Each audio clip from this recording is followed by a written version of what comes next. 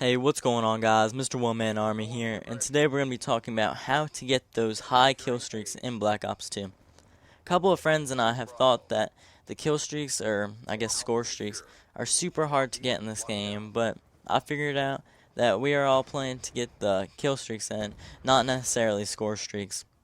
I think they're quite a bit harder to get in this game because you have to play way more objective based than you have in all the other Call of Duties.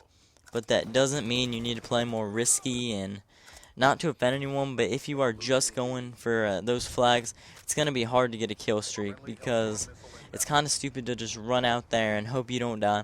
Because if you run out there to try and capture B in the very beginning, it's very, very likely you're going to get killed because you may get sniped, C4, Semtex, or just shot because usually almost the whole team is running to B. But there are two ways to approach trying to get these higher kill streaks. You can play more defensive and hold down an area and play smart, or you can just rush out and hope for the best. When I say that you should play more defensive, you should still make sure you play the objective as well. But are you going to get the 19 kills straight for a swarm or 17 kills straight for a K9 unit? Or are you going to be able to capture several flags and get a couple defends and get some kills along with it? It would be way, way, way easier to play objective and play smart and get it that way. But you're going to need to make sure that you pick a game mode where you're able to get these kill streaks, because you need to be able to do other stuff like capture flags, get the dog tags. So I recommend playing game modes like Kill Confirmed or Domination, because those are hands down the easiest game modes to get high kill streaks, because there is a big potential for score. In Domination, as soon as you start out, you pretty much automatically get that 50 points there in the beginning for capturing your starting flag. And then if you manage to capture the B flag, which I wouldn't recommend, but if you can capture, it's quite helpful. Then if you can get a couple kills while capturing or get 150 points for that, then you should already be about halfway there. So I would just kind of stay near the two flags that you have and just defend them, because you get 150 points for killing someone while they're capturing. But as tempting as it is to all of us, I know I want to, but you should not go for that third flag in triple cap, because it's a giant mistake that will probably cost you your kill streak, because then you have absolutely no idea where they're going to be spawning, and there's a good chance they might spawn behind you, and you would lose your ability to spawn trap them, which I really like to do, especially on those certain maps like Hijacked. You can just sit up on top of those balconies and pile up those kills, which would help out a lot. I think that wraps up the playing style on how to get these high kill streaks. But the next most important thing is your class and other kill streaks for your class. I would use whatever gun you're the best with, whatever primary. But for your attachments, a suppressor and either extended mag or dual mag helps tremendously. Because if you get in a gunfight with several guys, you are probably going to need more than the 30 bullets. And it can determine whether you live or end up getting killed and losing your streak. The secondary is also very important as well, because if you are one of those players that's always looking at the mini-map and then they call in that counter spy plane, I really hate that. But when they do call in that counter spy plane, I usually just run back to my team spawn and shoot that thing down. So that's why I always use a rocket launcher.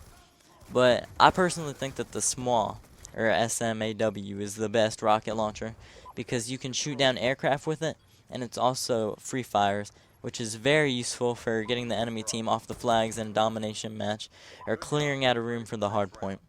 But for the perks, the only thing that I think is absolutely necessary is blind eye, because if the other team's able to see you on the minimap, you're probably double the target for the enemy.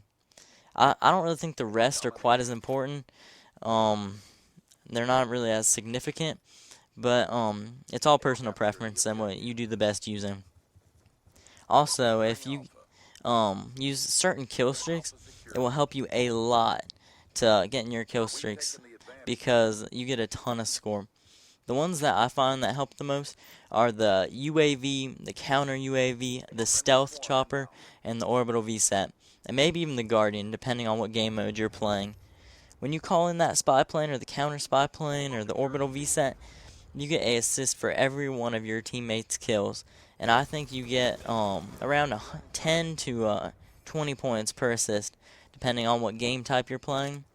And you get your teammates' kills, you get the assist, and using those spy planes and VSATs, you can get kills as well.